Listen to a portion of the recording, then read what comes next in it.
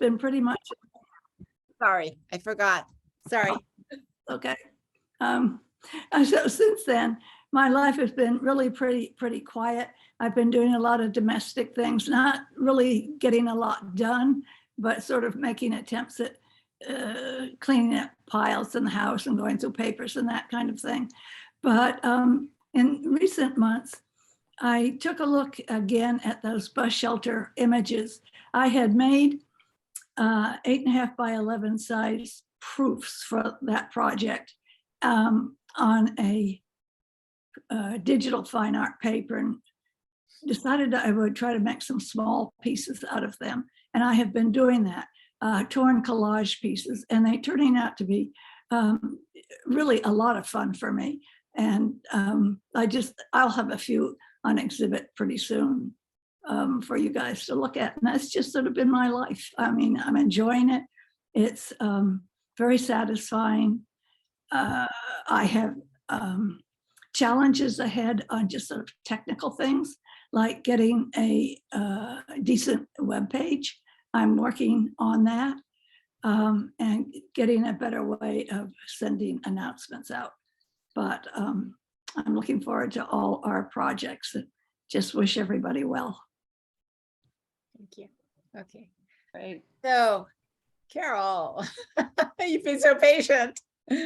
Where are you? That's okay. Thanks for sticking around, everyone. Yeah, I also just want to say I just went to see Hella Feminist today at the Oakland Museum. And really, I went with my daughter and my husband. It was like everybody got something out of it. It was really good, really powerful. And I love that there's sort of a healing oriented spiritual section at the back about spirit, and it more work around, processing the trauma rather than just showing it and talking about it. So anyway, I really liked it. It was unusual for a museum the way it was presented, I think. So yeah, I've been working a lot we've started back at the prison with the arts and corrections work, and then it stopped, and then it started, and then it stopped, and now it's going again. So it's been really hard on everybody there. But just right now we have a show that we'd had at the opera has moved to the Minnesota Street Project, to the arts education program. And we've got work out in the hallway, and the opening is the 20th from 3 to 6, if you can come. That's a week from tomorrow. And we're working with a UN Peace Flag project with this wonderful woman who's a sustainable fashion designer and is also affiliated with the UN Sustainable Development Goals as a small business person. So we're doing little flag squares that she'll sew together that are about the environment, about everything. And now the project is, it turns out, is going to be at the UN in New York, October 24th or thereabouts. So it's like, that's kind of nice. And we have stuff going on. If you know that podcast, Ear Hustle, now the work from our program will be, they're choosing work that'll be on the website for a piece for each image. So we're like actually swamped. It's like, okay, everything pent up before COVID.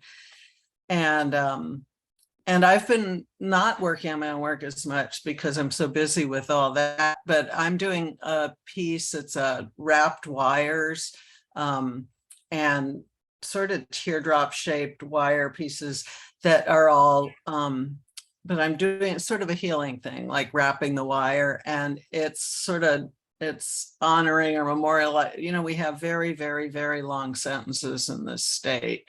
And a lot of people that say get 7 to life, but then they go to board 6 times. So they end up doing, 45 years or something on what logically would have been a 7-year sentence, but, politics, et cetera. So for each piece, I'm creating a grid, a wire grid, and using some pre-made wire grids, and then making a little piece for each year for the person. So someone who's done 19 years, they have 19 of these forms on there. It's all wrapped with mixed fabric and textiles, and then they're sewn on the wrapped wire grid.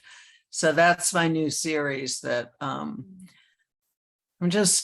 coming. I think it's partly COVID influence, because early on I was working, and I'm going to go back to it, a series based on a family Holocaust story of somebody who survived as a personal family tailor to the high command people at Auschwitz, and meanwhile having lost family, obviously. And so it's a memorial. Each piece is a sort of like an item of clothing, knitted between silks. So it's for a memorial for the lost children. And so I'm just finding doing work with my hands. I've always done clay or something tactile. It helps me. So I hope that it's healing for other people too, the experience and the process as well. So that's the work I'm doing. I'm in a 4-person show at the Morris Graves Museum that was going to be April 2020. So knock wood, it's now going to be February 2023. So that's something to look forward to for me. And although I look at the work that I'd planned for that, I'm like, I think I want to change some of it. It's been so long. So, we'll see how much room there is to do that. But and I'm going to the Venice Biennale. Oh, great. And I'll actually be there the 21st to the 26th. Oh, So, Carol, we have to talk. yeah, it's I'm so missing funny you- that I'm another missing you friend- all. I'm missing you It's- all by a we'll have day. a reunion. Yeah. I'm so looking forward to everything I see about this year. It's like, wow. Yeah, So, it really looks like a great year for women. yeah. I'm staying on the Lido. Where are you? Well, we shouldn't take. I'm it. staying near the Arsenale. Oh, okay. So We'll- where Trisha Watts and Susan Betker, it's a place they like to stay. So I figure. Oh, I know that place. I'm staying there in November. Ah, Well, next time we'll coordinate and get a grant. We'll all go. So Right. I want to close with a little conversation about archives and archiving, which I hope is an ongoing project for all of you personally to deal with your archives. And one piece of information that came to me was that the Los Angeles County Museum of Art has artist files. So if any of you have had any connection with the museum, whether you have work in the collection or you've shown with them, you can establish an artist file with them, which is a really good thing to do, which of course brings up the point that it's a good thing to contact and check on websites of the institutions where you have had exhibitions and see whether or not they maintain artist files. So that is something that is really good, because it's not just that we want to have our archive with the Archives of American Art or with one institution. In fact, it's to your advantage to have things that relate to different institutions and different geographies that are available in different locations. So I wanted to share that with all of you. Thank you so much. Yeah. Great. And of course, that goes, I mean, you probably know that the San Francisco Museum of Modern Art has artist files too, for anything that relates to the collection or exhibitions that they've done. Would that be in the library, in their library? No, it's in a different, it's in another facility that they have. What goes into the file? You should contact them for that. Things that relate specifically to the work that they have in their collection, the work that was shown with them. Yeah, so you should contact them. It's in there. They have an offsite facility where they have artwork stored and where educators can come in. You make arrangements. I mean, it's been pretty much closed down because of COVID, but you can still initiate a conversation with them and talk to them if you're in the collection and you have work that's been shown there. Yeah. So, I mean, there are so many different institutions and smaller institutions that you've been involved with, all of you, with your long careers and exhibitions, and it's worth contacting them and asking them about their archives. If you have materials, I mean, most of us have stacks of cards and flyers and all kinds of things. And we don't need to keep them all. And it's great to get them out where they can be viewed. Extend your footprint a little bit. Right. Way. Yeah, yeah. So I don't know if anybody else has any other legacy related insights, information. Yeah, okay. Thank you for all this great information, Jan. And also, you guys are all amazing. A great group. Really, Really, I'm so proud to be part of this group. Yes, it's a very good group. Yeah, Right. very honored. We follow directions well. We do our best. We do a good job, don't we? We try. We try. absolutely, absolutely. And it's amazing. It's amazing what we've accomplished, actually, I think, It really. is.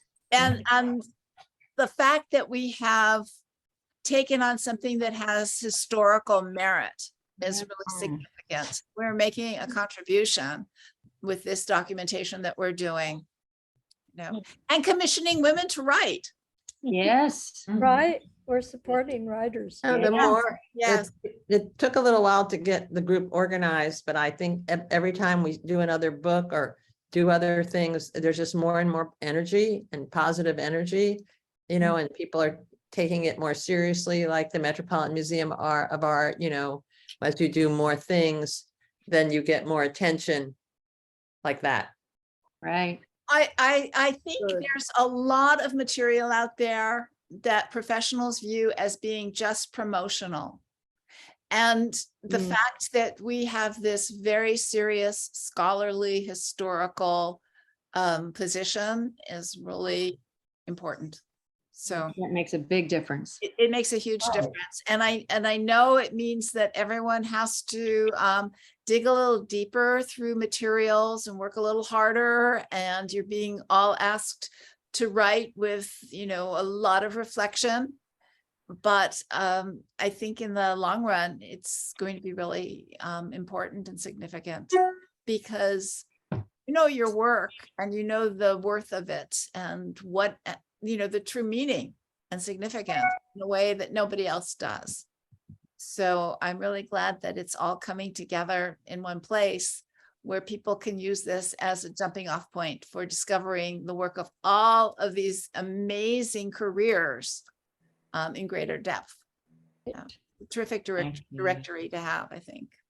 So thank you. Thank you, Jan, for Thank having you, us. Jan. Thank you. Yeah. A lot. Right.